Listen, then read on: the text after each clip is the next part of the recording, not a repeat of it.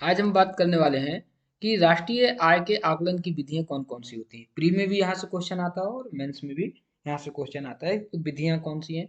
तो एक याद रखिए कि साइमन कुजनेट्स के अनुसार राष्ट्रीय आय को निम्नलिखित तीन विधियों द्वारा मापा जाता है। एक उत्पाद विधि द्वारा, आय विधि द्वारा और व्यय विधि। बहुत महत्वपूर्ण है, उत्पाद विधि, आय विधि और व्यय विधि।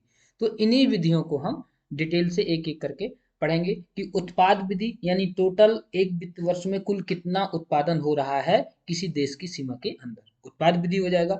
आय विधि, उत्पादन करने में जो भी साधन लगते हैं, जैसे आप उत्पादन कर रहे हो तो श्रम लगेगा, भूमि लगेगी, पूंजी लगेगी, साहस लगेगा।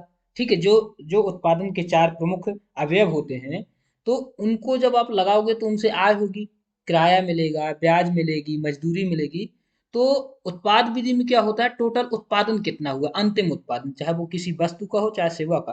अंतिम उत्पादन जो मतलब अंतिम उत्पादन का मतलब होता है जो उपयोग लायक होती है।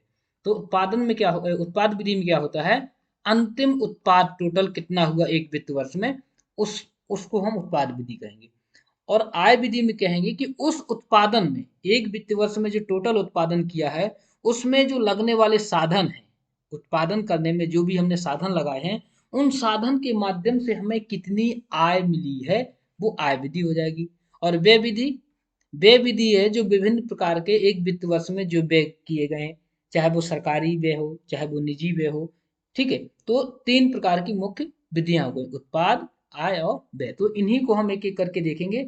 साथ में ये भी देखेंगे कि किसी भी प्रकार की विधि में कौन सी सावधानियां रखनी चाहिए, ताकि यदि एग्जाम में आता है, प्री में भी आता है, तो आप उसको ठीक कर पाओ। तो सबसे पहले हम बात करेंगे उत्पाद विधि की। उत्पाद विधि में क्या होता है, वित्तीय वर्ष में उत्पादित वस्तु और सेवाओं के अंतिम मौद्रिक मूल्य को ज्ञात कर लिया जाता है। एक फाइनेंशियल ईयर ले लीजिए, मान लीजिए हमने लिया 2021-22, इसमें कुल कितनी वस्तुओं और सेवाओं का उत्पादन हुआ देश में, उनका अंतिम मूल्य क्या है। अंतिम मूल्य इसलिए बोलते हैं कि जब वो वस्तु और सेवा उपयोग करने लायक हो तभी हम उसकी कीमत निकालेंगे, बीच में यदि बन रही है, मध्य अवधि में है, तो उसको कंसीडर नहीं करेंगे। ये आपको अभी सावधानियों में भी बता देंगे। तो वस्तु और सेवा का अंतिम मौद्रिक मूल्य ज्ञात कर लेंगे, जो मूल्य आएगा वही उत्पाद विधि है। इससे ही उत्पाद विधि के आधार पर राष्ट्रीय आय, मतलब जितना टोटल वस्तु और सेवा उत्पादन हुई उनकी टोटल हमने कीमत निकाली कि एक साल में इतनी वस्तुएं बनी, इतनी सेवाएं बनी और उनका टोटल कीमत इतनी है, जो कीमत आएगी वो उत्पाद विधि से राष्ट्रीय आय होगी। अब इसमें हमें सावधानियां क्या रखना है उत्पाद विधि में। तो उत्पाद विधि में सबसे बहुत महत्वपूर्ण है, यदि प्री में आता है मल्टीपल चॉइस में, कि कौन कौन सी सावधानियां शामिल की जाती हैं। तो उत्पादित वस्तु उसी वर्ष की होनी चाहिए, ये नहीं कि हम स्टोर में रखें, बहुत पुरानी वर्ष वस्तु है और इस वर्ष के उत्पादन में नहीं, हर वर्ष का उत्पादन जो हुआ है उसी वर्ष जोड़ना है। और यदि वो स्टोर में गोदाम में रखी है तो उसको अगले वर्ष नहीं जोड़ना है, जो उत्पादन हो इसी वित्त वर्ष में हो। यदि 2020-21 कर रहे हैं तो वो वस्तु 20-21 में ही बनी हो, फाइनल बन चुकी हो, तो ही उसको हम उत्पाद विधि में शामिल करेंगे। अगला, माध्यमिक वस्तुओं का मूल्य नहीं जोड़ा जाएगा, यानी जो अभी कंप्लीट नहीं है, जो अपने उपयोग लायक नहीं है, आधी अधूरी है, और आप उसको शामिल करना चाहो तो उत्पाद विधि में शामिल नहीं होगी, ये आपको मालूम होना चाहिए। इसके बाद शेयर और ऋण पत्रों को भी शामिल नहीं किया जाता है, जो शेयर लेते हैं, ऋण पत्र होते हैं, इनको भी हम उत्पाद विधि में बिल्कुल भी शामिल नहीं करेंगे, आपको एक प्री के लिए ध्यान रखना है। इसके अलावा जो गृहस्थ होते हैं, अपने बगीचे में आप फल फूल फल सब्जियां उगाते हैं जो अपने डेली उपयोग के लिए हो सकती हैं, ठीक है, अपने गार्डन में, तो उसको भी इस उत्पादन में शामिल नहीं करेगी। चाहे वो किसी वस्तु का उत्पादन भले ही हम कर रहे हैं अपने बगीचे में, अपने गार्डन में, निजी उपयोग के लिए हम मतलब वस्तुओं का उत्पादन कर रहे हैं, लेकिन हम उसको राष्ट्रीय आय में शामिल नहीं करते, ये आपको ध्यान रखना है। तो उत्पाद विधि आपका यही है, जिसमें आपको कुल यही चीजें आपको ध्यान में रखनी है। उत्पाद विधि के बाद हम राष्ट्रीय आय ज्ञात करने की अगली विधि देखेंगे, आय। कुल आय हमें कितनी अर्जित हो रही है, ये बहुत महत्वपूर्ण है। तो आप देखिए कि जो आपने अभी उत्पादन किया, तो कहीं ना कहीं किसी इकाई में उत्पादन किया होगा, तो उत्पादन इकाइयों में जो आय जनित होती है या आय प्राप्त होती है, वह उत्पादों के साधनों का संयुक्त प्रयास होती है। अभी मैं आपको इसको समझाऊंगा। इसमें राष्ट्रीय आय का आकलन एक देश के समान नागरिकों द्वारा अर्जित आय के रूप में, यानी उत्पादन, किसी वस्तु के उत्पादन या सेवा के उत्पादन करने में जो भी आय प्राप्त होती है, किसको आय प्राप्त होती है, उत्पादन के साधनों को। किसी वस्तु या सेवा के उत्पादन में जो उत्पादन के साधन लगे हुए हैं उनको आय मिलेगी। जैसे मजदूर लगे हैं तो उनको मजदूरी लगेगी। ठीक है, कोई बिल्डिंग है तो बिल्डिंग को किराया मिलेगा, ऋण लिया है तो उसका ब्याज मिलेगा।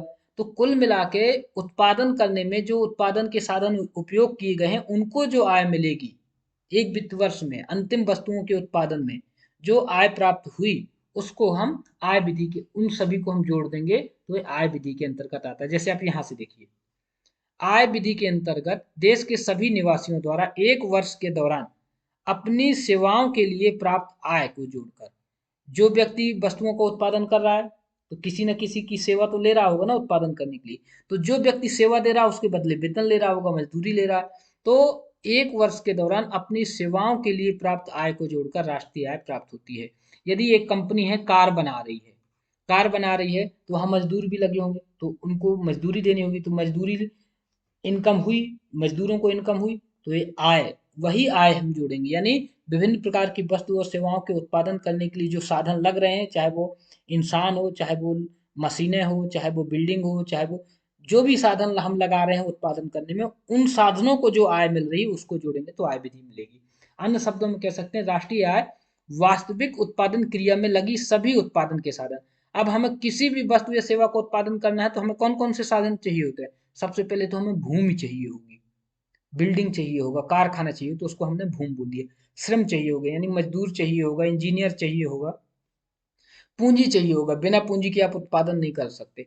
और साहस, साहस यानी बिजनेस जो करता है उसको लाभ चाहिए होता है साहस के बदले। तो साहस चाहिए, जब तो कोई शुरू कर, जब साहस होगा तभी तो कोई फैक्ट्री लगाएगा। तो उसमें भूमि हो, श्रम हो, ये भी मल्टीपल चॉइस में आएगा कि उत्पादन के लिए कौन से कारक जिम्मेदार हैं, तो भूमि, श्रम, पूंजी और साहस। अब जो जो जिसकी भूमि है तो वो भूमि के लिए क्या लेगा, लगान लेगा तो उसको आय मिलेगी। श्रम, जो श्रमिक है, इंजीनियर है, उसको मजदूरी मिलेगी। जो पूंजी हम ऋण में ली गई है तो उसका ब्याज मिलेगा, देना पड़ेगा। और जो साहस कर रहा है उसको लाभ मिलेगा। तो इन चारों जो साधन हमने उपयोग किए हैं उत्पादन में, इन चारों को उत्पादन करते करने के एवज में लगान, मजदूरी, ब्याज और उद्यम का लाभ मिलेगा। तो इनको हम राष्ट्रीय आय के लिए जोड़ेंगे, यानी लगान, मजदूरी, ब्याज और लाभ। ये क्या है? जो उत्पादन के साधन में भूमि, श्रम, पूंजी और साहस उपयोग हुआ है, उनको जो इनकम हुई है उसी को हम सब जोड़ेंगे। सभी इस प्रकार जितने भी जगह उत्पादन हो रहा है वस्तु और सेवा का, उत्पादन के साधनों को जो भी इनकम प्राप्त हो रही है उसको जोड़ेंगे तो आय जो मिलेगी वो राष्ट्रीय आय उत्पादन विधि की कहलाएगी। तो आप यहाँ से देखिए सावधानियां क्या है। अचानक प्राप्त आय को इसमें नहीं जोड़ेंगे, लॉटरी को नहीं जोड़ेंगे, पूंजीगत आय को शामिल नहीं करेंगे। साथ में राष्ट्रीय आय में कर्मचारियों को क्षतिपूर्ति आय, लगान, रॉयल्टी, ब्याज, लाभांश और वेतन को शामिल किया जाता है। जो वहां भी बताया कि ब्याज है, रॉयल्टी है, लगान है, लाभ है, इन सबको इसमें जोड़ा जाएगा। तो बहुत महत्वपूर्ण है, जो कर्मचारी लगे हैं यदि उनको कोई क्षतिपूर्ति दी जाती है तो वो भी उत्पादन की वजह से उनको क्षति हुई होगी तो उसको भी राष्ट्रीय आय में शामिल किया जाएगा। तो शामिल क्या होगा? कर्मचारियों को क्षतिपूर्ति, लगान, रॉयल्टी, ब्याज, लाभांश, वेतन, इसको हम आय विधि के अंतर्गत जोड़ा जाते हैं। तो मल्टीपल चॉइस में टर्म यूज हो सकते हैं और लिखने के लिए भी मेंस में आ सकता है कि राष्ट्रीय आय की मापन की कौन कौन सी विधियां हैं। तो आपको ये क्लियर होना चाहिए। ओके, तो ये कंप्लीट हुआ। इसके बाद हम देखेंगे व्यय विधि। व्यय विधि में क्या है? जो भी खर्चा किया जा रहा है वो व्यय के अंतर्गत आएगा। सभी खर्चा जोड़ देंगे तो व्यय विधि से प्राप्त हो जाएगी हमें। अब हम बात करेंगे राष्ट्रीय आय आकलन की व्यय विधि के बारे में। ठीक है, अभी क्या बात किया? उत्पादन विधि यानी कुल कितना उत्पादन हुआ। फिर बात की आय विधि यानी कुल कितनी इनकम हुई उस उत्पादन करने में, उत्पादन के साधनों को। अब बात करेंगे व्यय विधि। सिंपल सा बात है कि राष्ट्रीय आय किसी भी अर्थव्यवस्था में एक वर्ष के दौरान किए जाने वाले कुल व्यय। व्यय विधि में क्या है कि राष्ट्रीय आय के लिए अर्थव्यवस्था में एक वर्ष में जो कुल व्यय किया गया, व्यय कहाँ कहाँ होगा? कुल व्यय जो किया गया है, निवेश किया गया है, बचत की गई है, उन सबको हम जोड़ दें। यानी निजी अंतिम उपभोग व्यय हो सकता है वो, सरकारी अंतिम उपभोग व्यय होगा, विनियोग भी हो सकता है। विनियोग का आप मतलब सिंपल सा इतना समझिए, एक तरह से निवेश ही है जो शेयर या अन्य परिसंपत्तियों में भविष्य के लिए सेव करके रख लिया जाता है। तो विनियोग हो गया, बचत हो गई, सरकारी अंतिम उपभोग और निजी अंतिम उपभोग। जब इन सबको आप जोड़ दोगे तो आपको जो मिलेगा वो मिलेगा राष्ट्रीय आय व्यय विधि के द्वारा। ठीक है, तो आपको ये चीज ध्यान रखना है कि व्यय विधि में हम किन चीजों को ध्यान देंगे। कहने का मतलब इतना सा है, कुल आय व उपभोग पर व्यय के आधार पर राष्ट्रीय आय की गणना। राष्ट्रीय आय को एक देश की आर्थिक सीमा के अंदर उत्पादित अंतिम वस्तुओं एवं सेवाओं पर कुल किए गए खर्च के रूप में, वहां क्या था, कुल वस्तुओं के उत्पादन का मूल था, यहाँ उन वस्तुओं और सेवाओं के उत्पादन में जो कुल खर्चा किया गया है हम उसको देखेंगे। देश की सीमा के अंदर एक वित्त वर्ष में वस्तुओं का भी उत्पादन होगा, ठीक है, सेवाओं का भी उत्पादन होगा।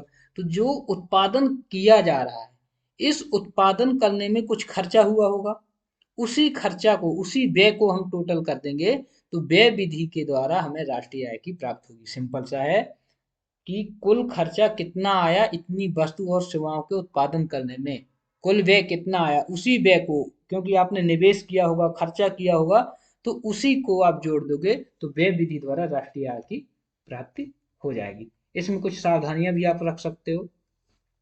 इसमें इसके अंतर्गत शेयर व बॉन्ड को शामिल नहीं किया जाता है। फ्री में बहुत उपयोगी हो सकता है आपके।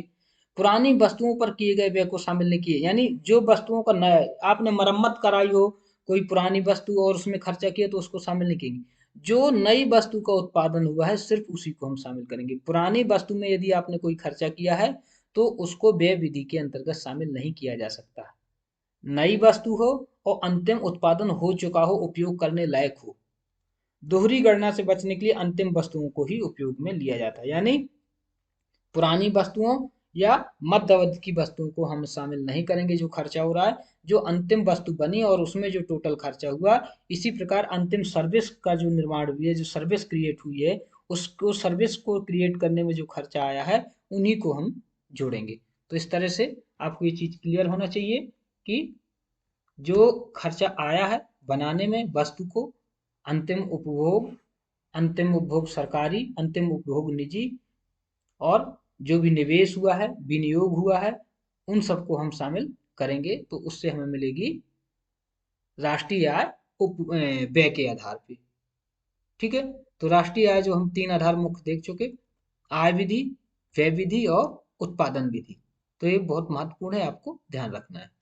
तो अब यदि इन तीनों में हम कंपेयर करें आय, उत्पादन और व्यय में, तो भारत के लिए सबसे उपयुक्त कौन है? तो भारत के परिप्रेक्ष्य में राष्ट्रीय आय की गणना हेतु सर्वाधिक उपयुक्त प्रचलित विधि उत्पाद विधि है, जो सबसे पहले देखी थी। उत्पाद विधि में क्या था, एक वित्त वर्ष में राष्ट्र की सीमा के अंदर उत्पादन होने वाली कुल कुल वस्तुओं और सेवाओं का अंतिम जो मूल्य होगा वो उत्पाद विधि के आधार पे हम राष्ट्रीय आय भारत में ज्ञात करते हैं। तो ये भी आपको ध्यान रखना है कि इनमें से भारत में उत्पाद विधि उपयोग होती है।